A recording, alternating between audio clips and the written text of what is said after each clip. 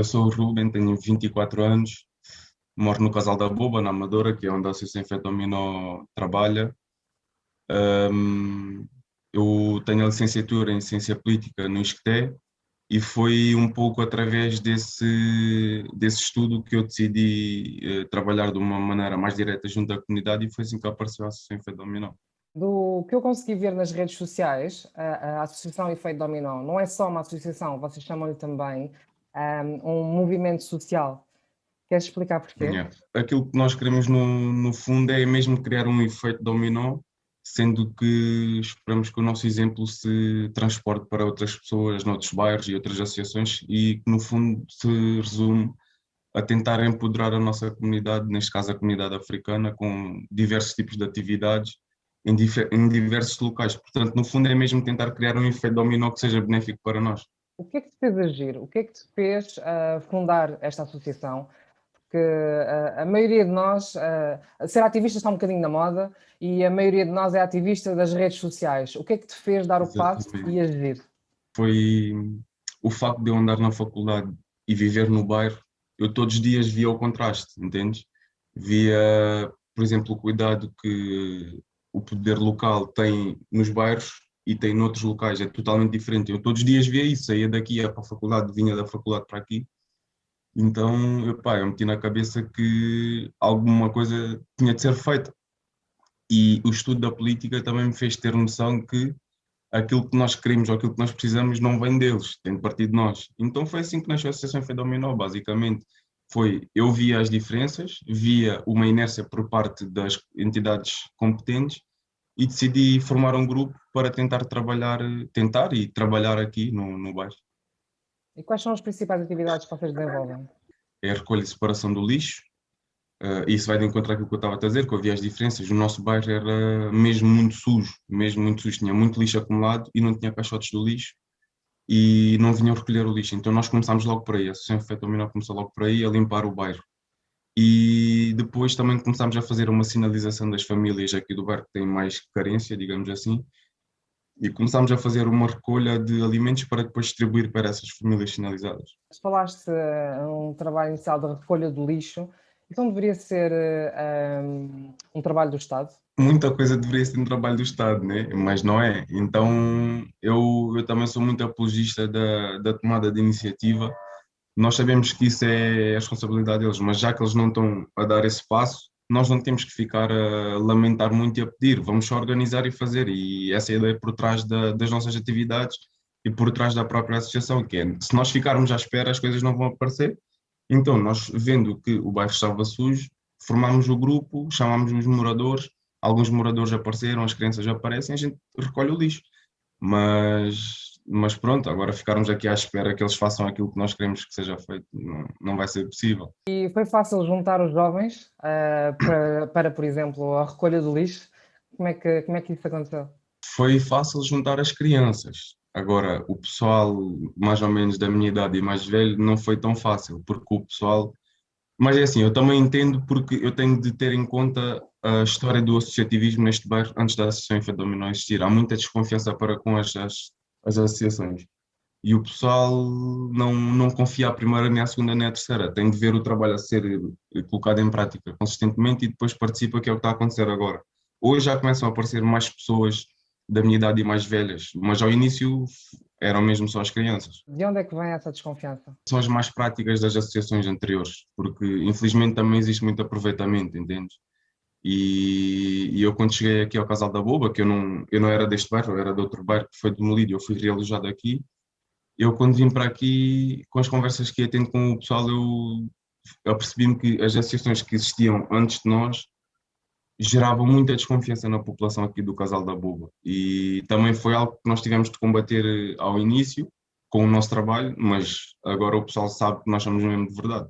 Considerando o trabalho que vocês foram desenvolvendo num período pré-pandemia e o trabalho que estão a desenvolver agora durante a pandemia, notas uma diferença em relação às famílias? Eu posso dizer que, é assim, aliás, não te posso dizer que o facto de nós andarmos a distribuir cabazes que mudou radicalmente a vida das pessoas. O que nós fizemos foi amenizar as dificuldades, foi apoiar. Mas uma coisa que sim que eu noto realmente de diferença é que essas famílias que necessitam têm muito mais à vontade connosco, a associação. Ou seja, antes havia muita vergonha de chegar perto e pedir ajuda, mas com a constante entrega de cabaz e mesmo a recolha de lixo, o pessoal vem sempre em movimento aí no bairro. Sinto que as pessoas estão mais confortáveis em vir falar connosco, já não há aquela vergonha de vir pedir ajuda, por exemplo. Há muitas mães solteiras com várias crianças em casa que antes não vinham pedir ajuda e hoje já vêm. Se precisarem de um leite ou de cereais ou de grão ou de atum, vêm pedir ajuda. E eu acho que isso é positivo porque é isso que falta muitas vezes dentro dos bairros, é haver essa proximidade entre as associações e a população. O que é isto de ser um bairro sensível? Porque é o nome mais comum, por exemplo, na comunicação social, quando se fala de um bairro como a Boba. Só que ninguém vai, por exemplo, num bairro chique de Cascais, saber quem é que anda a roubar, noutros níveis, ou quem é que anda a vender ou a consumir droga. Então, o Exato. que é isto de um bairro sensível? Assim, também temos de ter em conta a narrativa que eles mesmos querem criar, né? Nós sabemos que tipo de população é que habita estes bairros sensíveis. Maioritariamente são africanos ou ciganos, em menor dimensão, vá. Ahm, mas também, é assim, eu considero que eles consideram estes bairros sensíveis porque, em comparação com esses bairros chiques que tu estavas a falar, nós aqui temos condições que eles não têm. E são essas condições negativas, condições habitacionais, condições sociais, condições económicas, que no fundo digamos, transformar estas áreas em áreas sensíveis, porque é tanta condição negativa a que nós somos subjugados, que eventualmente também irão aparecer resultados negativos, entende? O Francis Fanon, por exemplo, nos seus livros fala muito disso, que é como é que a psicologia do indivíduo reage perante estas situações. E é por isso que eles consideram que isto aqui, que nós aqui somos habitantes de zonas sensíveis, porque também somos subjugados a condições totalmente diferentes dos outros, entende? E achas que as associações como efeito dominó podem ser um fator de mudança em relação a estes estigmas? Eu acredito que sim, senão não teria feito a minha missão de fundar uma associação. Eu acredito que sim. Não acredito que seja apenas o único fator de mudança, mas é um dos e pode ser um dos catalisadores, aquilo que vai iniciar. Eu acredito que o trabalho que nós estamos a fazer agora é apenas o início. A Associação Fé Dominó existe há pouco mais de 2 anos. Se formos a ver, a Associação Fé Dominó ainda é uma bebê. Então, por exemplo, nós ainda nem temos espaço físico, por exemplo, não temos meios de transporte para levar as crianças a diferentes sítios, mas eu acredito que o trabalho que nós estamos a fazer vai nos levar a esses patamares e quanto mais nós crescermos, mais impacto vamos ter, quem sabe até noutros bairros. Como tu disseste há pouco, em relação às associações que costumam ou costumavam intervir nos bairros como a Boba, têm à frente sempre pessoas que pouco ou nada têm em comum com as pessoas que vivem nos bairros. É uma realidade que lhes é estranha, de certa forma, conhecem apenas como elementos exteriores. Então, o facto Exatamente. de teres estes miúdos a fazerem parte ativa desta mudança que vocês estão a ajudar a criar, de que forma é que este papel que eles têm pode ser um elemento de criação de novas perspectivas de futuro para estas crianças? E isso é realmente muito importante porque eu lembro-me que nós, antes de fundarmos a associação, uma conversa que nós tivemos em grupo foi: nós não vamos criar uma associação que nós queremos, mas vamos criar uma associação que o bairro necessita. Nós olhamos para as necessidades do bairro e dissemos: olha, o bairro precisa de recolha de lixo e distribuição de alimentos. E fizemos uma associação tendo em conta isso. Isso vai de encontro àquilo que estás a dizer, porque muitas vezes há pessoas que não são daqui dos bairros, não só da Buba, vêm trabalhar cá, mas não têm noção daquilo que é necessário. Ou seja, muitas vezes estão a fazer um trabalho que, se for preciso, uma outra associação já está a fazer, ou que não vai ter tanto impacto. E eu acredito que o facto da Associação Fé ser uma associação que trabalha juntamente com as pessoas, porque se tu fores a ver, e tu mesmo disseste, foste ver as redes sociais, não há praticamente uma associação, uma atividade que nós colocamos em prática que não tem a presença dos moradores, não há.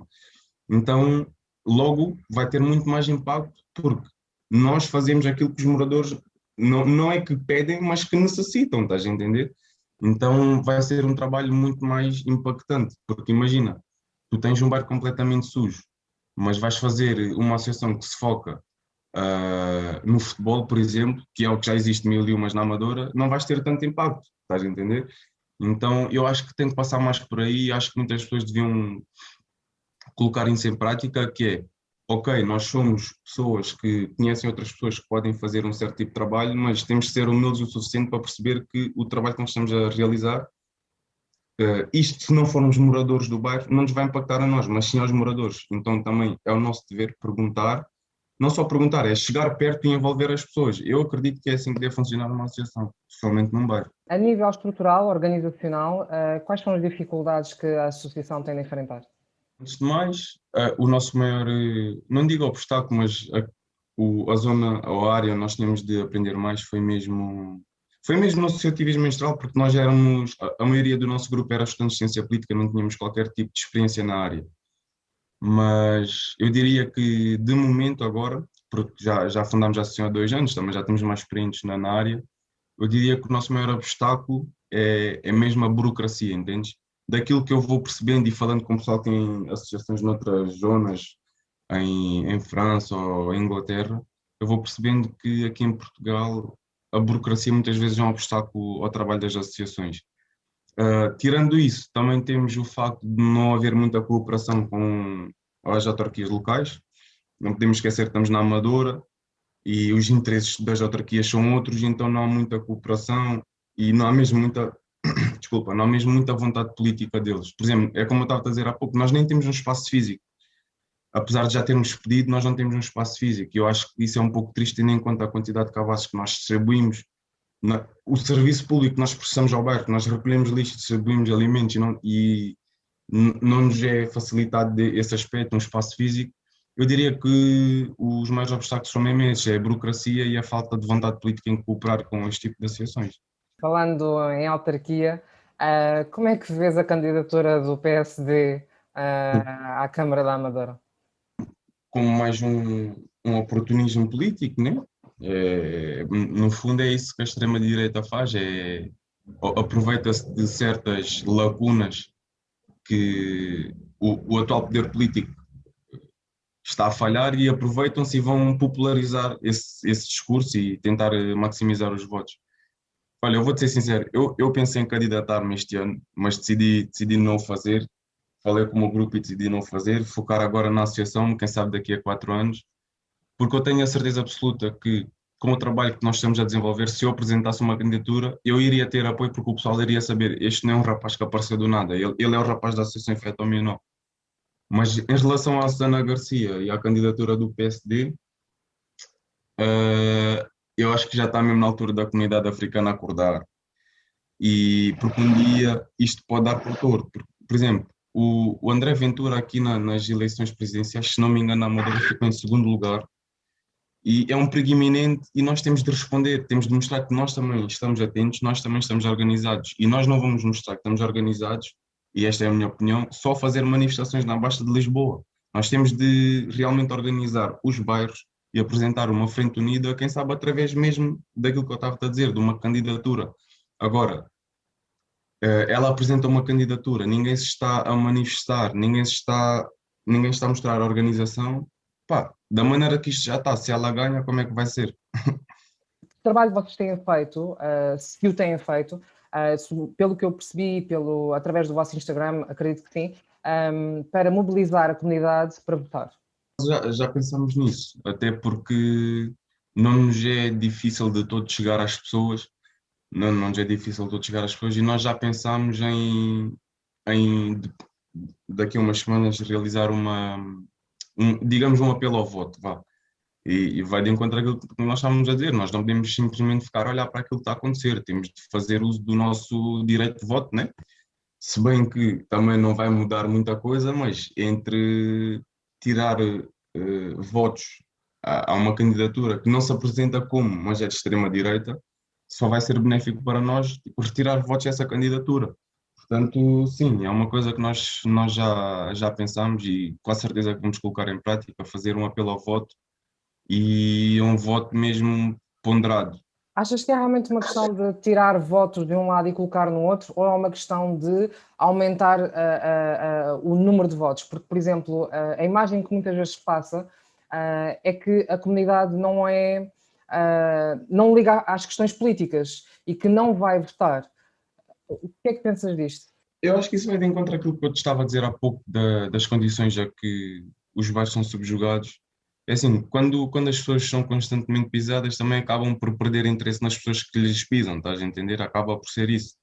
Então, é assim, eu também, vai de encontro àquilo que eu estava a dizer. Eu, por estudar ciência política, é que eu percebi que eles não têm realmente interesse em vir capacitar as comunidades que eles próprios segregam, estás a entender? Por isso eu também percebo quando as pessoas dizem que nada vai mudar, tendo em conta quem lá está. É assim, se começarem a aparecer pessoas que representam efetivamente a comunidade africana, eu acredito que as pessoas vão começar a votar mais e interessar-se mais. Mas se tu olhares para as pessoas que estão a fazer a política neste momento, quem é que tu podes dizer que realmente representa? Acho que não há ninguém, então as pessoas também acabam por se desinteressar. Ou seja, então também compete a nós que percebemos isso, pá, colocar lá alguém que representa a comunidade, né? Ainda sobre a parte organizacional da associação, uma vez que não contam com o apoio que deveriam ter do Estado, ah, como é que é possível uma associação sobreviver? Como é que vocês fazem para sobreviver? Têm pessoas que trabalham o tempo inteiro ou é tudo voluntariado? Como é que isso funciona? Todo o trabalho da associação é voluntário, se bem que, por exemplo, o trabalho que eu faço é mais do que full-time na associação, só a diferença é que não recebo nada. Mas a nossa postura então foi a seguinte: já que nós percebemos que tão cedo não iríamos ter o apoio da Junta de Freguesia da Câmara Municipal, eu quando digo apoio é mesmo apoio, não só monetário, como também, por exemplo, para as recolhas de lixo, nós pedimos material de recolha de lixo, nós para os alimentos poderíamos até receber alimentos, entendes? Mas tendo em conta que nós percebemos que tão cedo não iríamos receber esse apoio, o que nós fazemos é um apelo à comunidade. Como tu podes ver, nós temos os cartazes onde apelamos às doações. E a comunidade tem respondido. Nós temos recebido as doações, todos os alimentos que nós compramos é com o dinheiro que as pessoas vão enviando. Por exemplo, tu envias 10 euros, o teu colega manda 5, o outro envia 2, juntamos esse dinheiro todo e vamos às compras. E, e para a recolha de lixo é a mesma coisa. Compramos sacos de lixo, luvas, máscaras, os próprios alimentos, tudo com o dinheiro que o pessoal vai enviando.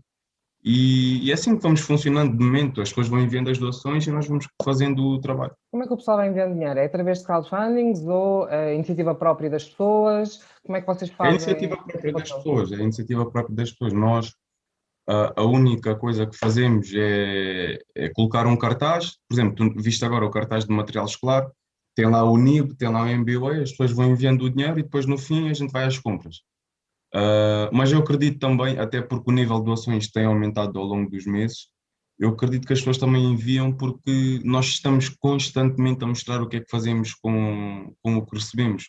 Não é do tipo, a gente diz, olha, recebemos 500 euros e mais nada. Não, nós recebemos 500 euros, fomos às compras, compramos alimentos, separamos alimentos, distribuímos alimentos e as pessoas daqui vêm-nos constantemente a ir com os sacos, portanto não há como não mostrar trabalho. E as pessoas, sabendo que nós estamos a usar bem o dinheiro, porque nem sempre é fácil tu enviar dinheiro para uma associação, podes ficar desconfiado. As pessoas sabem que nós estamos a respeitar o dinheiro que nos é chegado e então vão enviando o dinheiro e nós vamos colocando em prática o trabalho. É assim que tem funcionado. Uma comparação ao que tinhas falado do início, sobre as boas práticas das associações que iam passando pelo bairro, a questão da transparência acaba por ser fundamental para as pessoas terem, reconhecerem o trabalho da associação e confiarem sobretudo, não? Exatamente. E eu acho que essa é mesmo a nossa vantagem, o nosso ponto forte enquanto associação. Quem é daqui sabe, por exemplo, o meu pai tem um café aqui no bairro, né? As pessoas sabem que eu sou presidente da associação, mas as pessoas falam comigo como se eu fosse um deles. Não há tipo aquela cena, ele é presidente. Não. Eu, antes de ser presidente, que eu nem gosto de dizer isso, fica tipo um título real, sou presidente. Tipo, eu era uma pessoa, tal como elas, que estava ali a questionar o porquê de não haverem soluções para os nossos problemas, estás a entender? E aquilo que eu estava a dizer, a nossa maior vantagem é mesmo essa proximidade que as pessoas têm com a associação. As pessoas falam comigo e com os meus colegas sem aquele tipo de barreira, porque é uma associação. Pá, as pessoas falam connosco, as pessoas muitas vezes questionam-nos e nós respondemos às questões e as pessoas acabam por saber como é que a associação funciona, estás a ver? Tipo, o local onde nós guardamos os alimentos é o anexo do café do meu pai. As pessoas vêm-nos entrar assim com os alimentos, questionam, olha, também não me podes ajudar. Eu explico, olha, não te posso ajudar de momento porque nós temos uma lista, vamos chegar primeiro às pessoas. Tipo, as pessoas sabem do processo, estás a entender? E essa transparência faz com que as pessoas confiem em nós. Enquanto que se for preciso noutras associações, tu vais questionar como é que trabalham e as pessoas fecham-te a porta e tu ficas, tipo, desconfiado, entendes? Aqui não há isso, aqui não há isso. Tu há pouco falaste no Fanon e vocês no bairro têm figuras do Thomas Sankara e do Amílcar Cabral grafitados. Ah, é para vocês também uma atividade informar os mais novos, e não só os mais novos, sobre a sua própria história e, sobretudo, sobre estas figuras que acabam por ser role models para elas? Nós, no nosso projeto de limpeza e requalificação do bairro, que é a recolha de lixo, a separação do lixo, nós também fazemos pinturas, sendo que praticamente todas as pinturas que nós fazemos têm inspiração africana. E nós consideramos que é mais fácil, digamos, chegar aos jovens. De momento, é mais fácil chegar aos jovens através da arte do que, por exemplo, se eu pegar num puto e disser assim: olha, anda a ler sobre Amílcar Cabral. Epá, o puto se calhar não vai estar muito interessado porque ele quer estar na rua a brincar. Mas se eu chamar um artista, se nós chamarmos um artista para colocar o rosto do Amílcar Cabral, se calhar o miúdo já vai ficar interessado e vai pesquisar o nome e depois vai ver a obra. Estás a entender? E nós fazemos isso. Nós temos um grafite do Punta Quente, e temos um grafite do Punho Erguido, temos um grafite do Amílcar Cabral, do Sankara. Então nós usamos a arte também para chamar a atenção ao pessoal para as suas verdadeiras raízes. Ok, nós estamos em Portugal, mas houve todo um contexto histórico que fez com que os cabo-verdianos, os guineenses, os angolanos tivessem de vir para aqui.